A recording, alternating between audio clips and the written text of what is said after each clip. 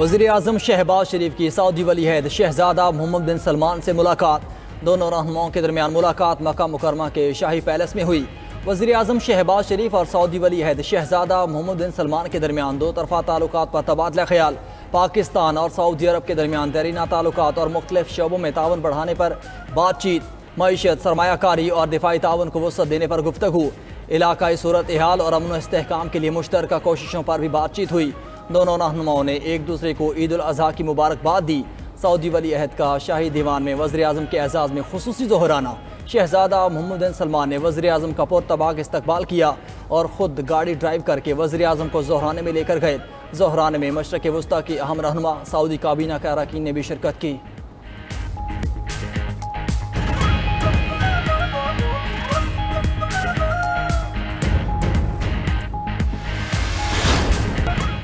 पाकिस्तान में बहुत मजबूत लीडरशिप है। अमरीकी सदर का एक बार फिर पाक भारत जंगबंदी में किरदार अदा करने का तस्करा। जर्मन चांसलर फ्रेडरिक मर्च से व्हाइट हाउस में मुलाकात के दौरान गुफ्तगू में सदर ट्रंप ने कहा कि फ़ख्र है 2 एटमी रियासतों के दरमियान जंग बंदी कराई। दोनों ममालिक से कहा, आप गोलियां चलाएंगे तो तिजारत नहीं होगी।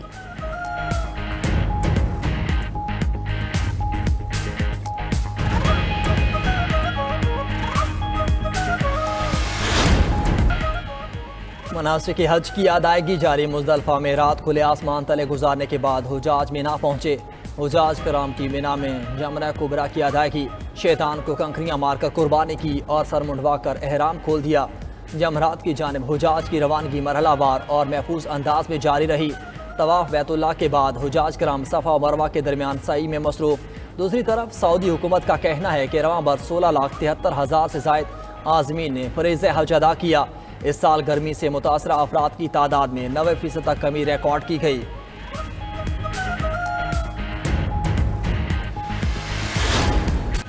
ईद कुर्बान के लिए जानवरों की खरीदारी का फाइनल राउंड। लाहौर और कराची की मवेशी मंडियों में तिल धरने की जगह न रही। ईद से पहले हर सूरत कुर्बानी के जानवर की खरीदारी का मिशन।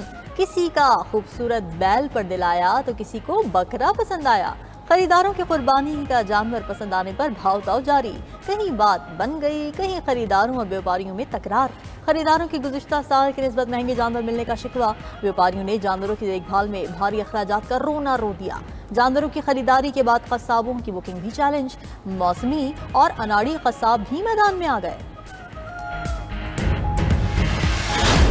ईद उल अज़हा है जिसमें आपने कोशिश करनी है कि आप तमाम चीज़ें खा सके, लेकिन मेरी एडवाइस ये होगी टू इंश्योर कि इन दोनों के जो इकट्ठे साइड इफेक्ट्स हेल्थ के बारे में आते हैं उनसे आप बच सके। तो एक तो अपने पीने के लिए हमें वो पानी की मिकदार ज्यादा रखें, उसके साथ खाने की मिकदार कम करें। ईद कुर्बान पर गोश्त खाएं ज़रूर, मगर एहतियात के साथ। तिबी माहिरीन का ईद कुर्बान पर खाने के दौरान एहतियात बरतने का मशवरा। कहते हैं ईद उल अज़हा पर शहरी कोशिश करते हैं कि जितना हो सके खाएं। बेएहतियाती के बायस शहरियों को अस्पतालों का रुख करना पड़ता है। गर्मी में ज़्यादा गोश्त खाने से मैदे के मसाइल हो सकते हैं। गोश्त का इस्तेमाल कम मिकदार में करें, साथ सलाद इस्तेमाल करें।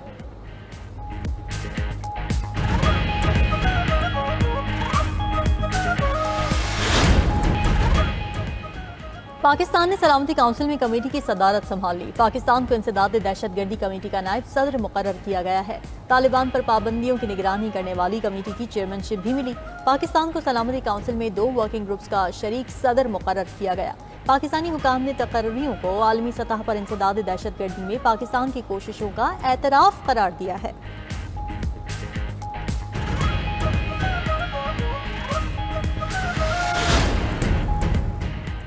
ट्रंप और एलन मस्क की दोस्ती में दरार। दोनों मीडिया पर एक दूसरे के पोल खोलने लगे। संगीन इल्जामात आए।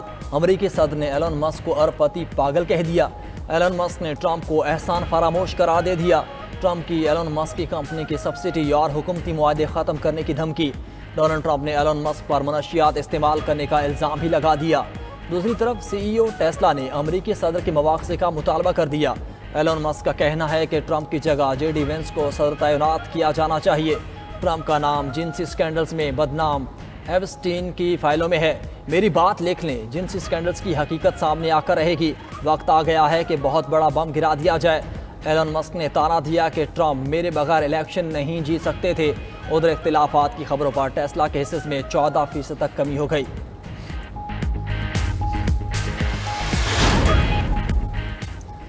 सियोनी फौज की गजा पर बमबारी जारी, मजीद 52 फलस्तीनी शहीद, 189 जख्मी हो गए।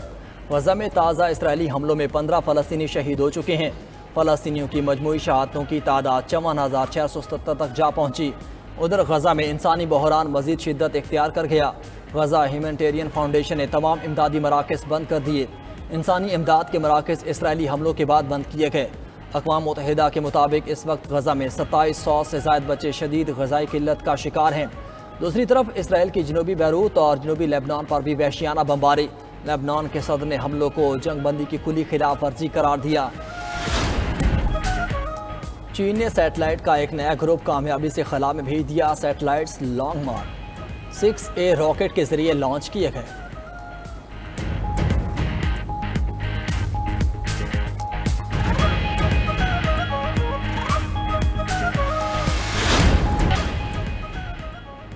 इजरायली वज़ीर-ए-आज़म नेतन्याहू ने हमास मुखालिफ ग्रुप को असलहा फराहम करने का एतराफ़ कर लिया। मीडिया रिपोर्ट्स के मुताबिक नेतन्याहू के हिमायत याफ्ता ग्रुप पर इमदाद लूटने और स्मगलिंग के इल्ज़ामात हैं।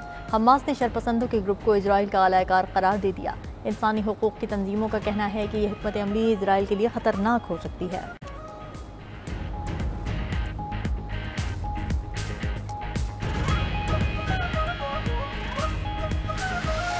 कराची के अब्बासी शहीद अस्पताल की इमरजेंसी में बैल की एंट्री।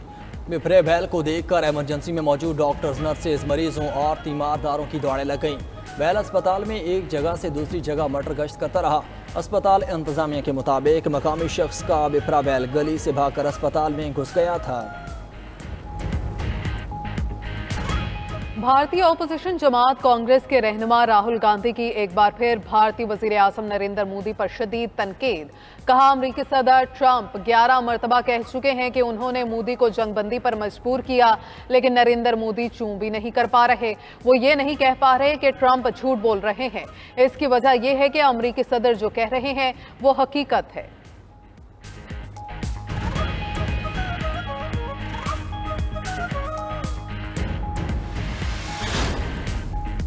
सिक्योरिटी फोर्सेस का बलूचिस्तान के जिला कच्छी में इंटेलिजेंस बेस्ड ऑपरेशन ISPR के मुताबिक फायरिंग के तबादले में फितना और हिंदुस्तान के 2 दहशतगर्दों को जहन्नुम वासिल कर दिया गया। हलाक दहशतगर्द भारतीय सरपरस्ती में की जाने वाली मुताद्दद दहशतगर्द कार्रवाइयों में मुलविस रहे थे।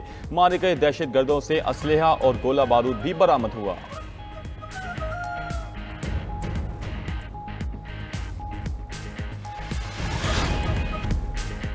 ईद का दिन भी गजा पर भारी रहा। सियोनी फोर्सेस की गजा में बर्बरियत जारी, मजीद 42 फलस्तीनी शहीद, मुतादिद जख्मी। एक हफ्ते में इमदादी मकामात पर फायरिंग से 110 अफराद शहीद हो चुके। गजा में शहदा की मजमूई तादाद 54,677 हो गई।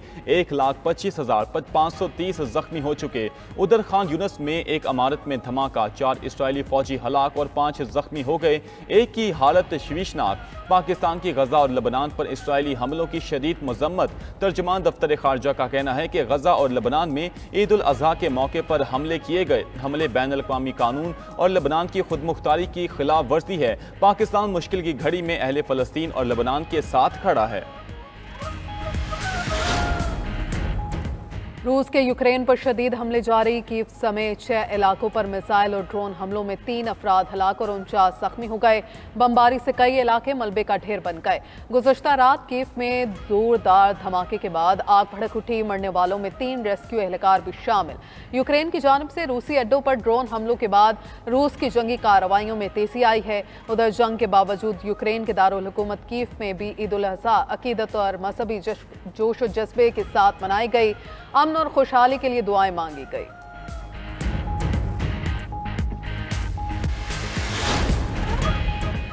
बांग्लादेश के अबूरी सरबराह मोहम्मद यूनुस का मुल्क में अप्रैल 2026 में इंतखाबात का ऐलान। मोहम्मद यूनुस ने कौम से खिताब करते हुए कहा, इंतखाबात अप्रैल 2026 के पहले 2 हफ्तों में किसी भी दिन होंगे। इलेक्शन कमीशन आने वाले दिनों में इंतखाबात का मुकम्मल शेड्यूल जारी करेगा। अबूरी हुकूमत ने इस्लाहात, इंसाफ और इंतखाबात के मैंडेट पर मुल्क का इंतजाम संभाला था। आइंदा ईद उल फितर तक मुल्क में इंसाफ और इस्लाहात के हवाले से काबिल कबूल हद तक काम मुकम्मल हो चुका होगा।